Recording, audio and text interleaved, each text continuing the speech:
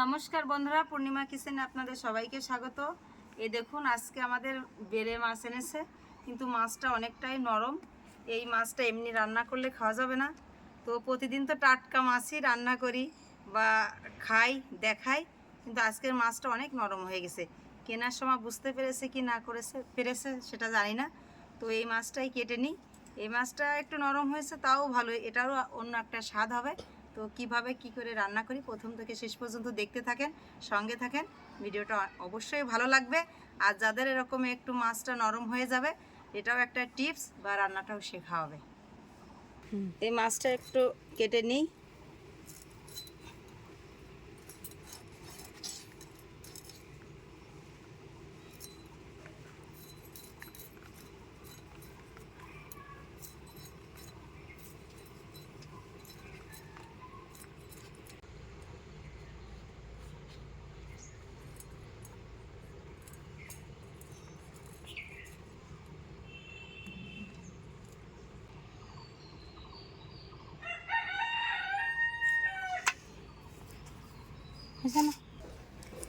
আজকের বেলে মাছগুলো তো খুব নরম হয়ে গেছে। তো আসলে চিন্তা করছি কি দিয়ে কি রাঁধা যায়। তো আমি পেপলির শাকটা নিয়ে যাব, এখান থেকে পেপলির শাক দিয়ে রান্না করব। দেখুন, আমাদের বাড়ির পাশে কি সুন্দর কৃষ্ণচূড়া ফুল ফুটেছে। এখন তো কৃষ্ণচূড়া ফুলেরই সময়, দেখেই মন ভরে যাচ্ছে।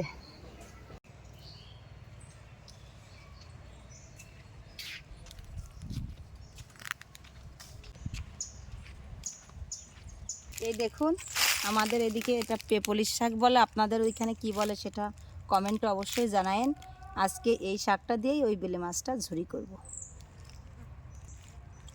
এই শাকটাই তুলে নিই।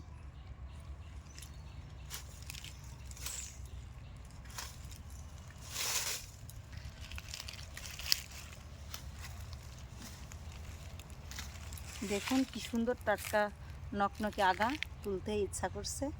এই শাকটা কিন্তু বেশি দিলে তিতে লাগবে, পরিমাণে খুবই কম দিতে হবে। খুব সুন্দর ফ্লেভার।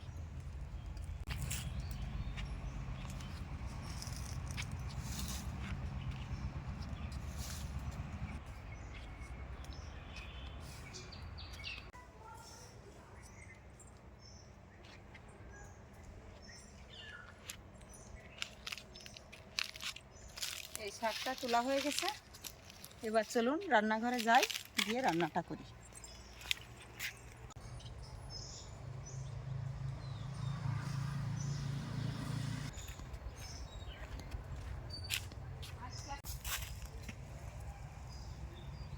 পূর্ণিমা কিচেনের একজন মেম্বার, ওকে ভালো করে দেখে রাখেন, নাম চিকু। পূর্ণিমা বৌদির ভীষণ একজন ভক্ত।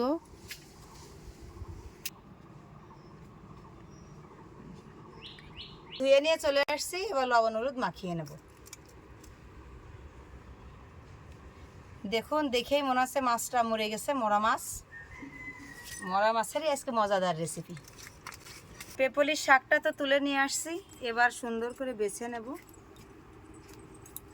এরকম একটু বড় বড় করে বেছে নেব। একে একে শাকগুলো এরকম বেছে নেব।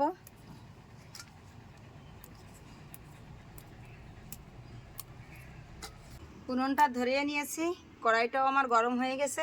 কড়াইতে দিয়ে দেব সাদা তেল। এটা গরম হয়ে গেছে, মাছটা ভেজে নেব।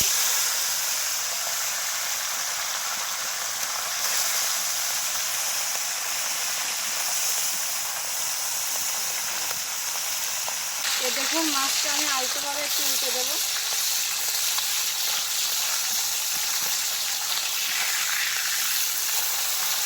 বেলে মাছের ঝুরি রান্না করার জন্য আমি একটু মাছটা ভেঙে দিয়েছি।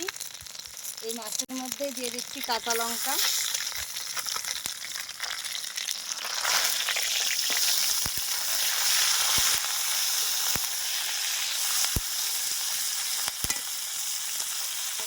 এই মাছটা ভাজা হয়ে গেছে, লঙ্কাও দিয়ে দিয়েছি।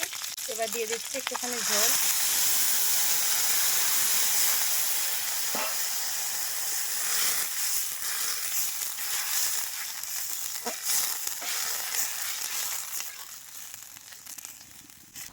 ঝোলটা ফুটে গেছে, ঝোলের মধ্যে দিয়ে দেবো হলুদ গুঁড়ো, পরিমাণ মতন লবণ,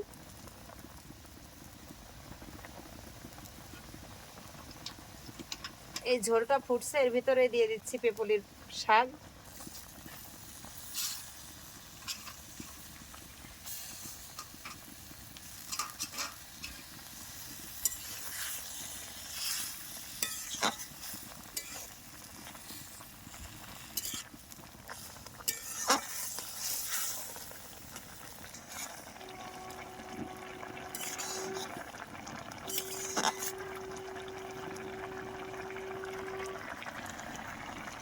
এই দেখুন বেলের ঝুরি কি জন্য নাম দিয়েছি।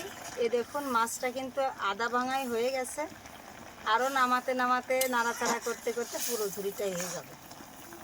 পেপলির শাক দিয়ে বেলে ঝুরি, বেলে মাছ তো কত রকমই মানুষ খেয়ে থাকে, এই মাছ একবার খেলে আর দ্বিতীয়বার অন্য কিছুতে খেতে মন চাবে না, মনে হবে যে বেলে ঝুরি রান্না করে খাই। তরকারিটা হয়ে গেছে, এবার আমি ঢেলে তেল পেড়ে নেব।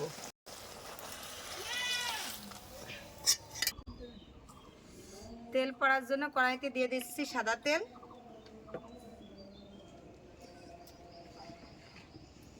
এই তরকারিটায় কিন্তু আমি সরিষা তেলে দিচ্ছি। তেলটা হয়ে গেছে, সর্ষেটা দিয়ে দেব।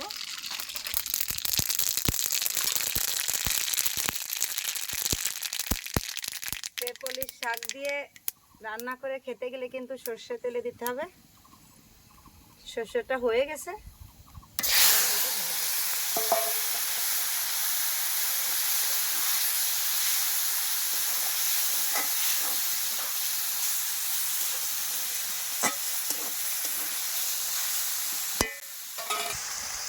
এই দেখুন এই রান্নাটায় কিন্তু বেশি ঝোল থাকলে ভালো লাগবে না, এরকম গায়ে গায়ে তেল তেল ছেড়ে দিয়েছে।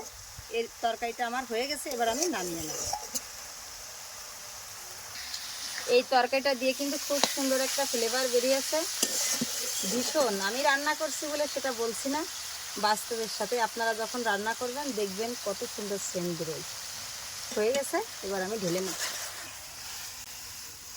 হয়ে গেল আমার বেলে মাছের ঝুরি।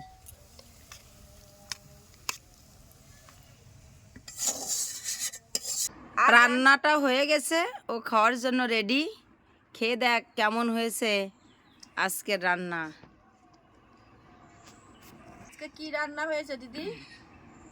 আরে খেয়ে দেখো, মজাদার রেসিপি। আগে খাও, স্বাদ নাও, তারপরে বলছি। হ্যাঁ, খেয়ে স্বাদ নিয়ে দেখি। সত্যি তো একটা মজাদার খাবার।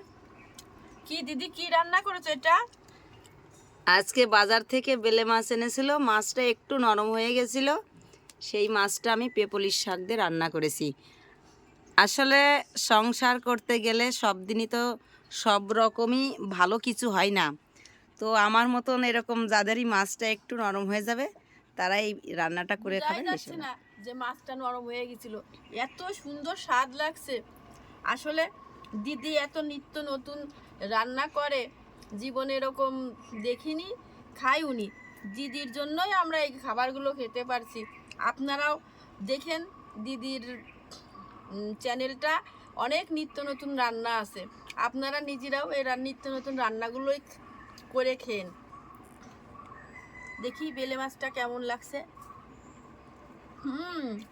বোঝাই যাচ্ছে না মাছটা নরম ছিল, অনেক স্বাদ। আর যে সবজিতে রান্না করেছে এটা একটা ঔষধির মতোই কাজ করে, অনেক উপকারী একটা সবজি।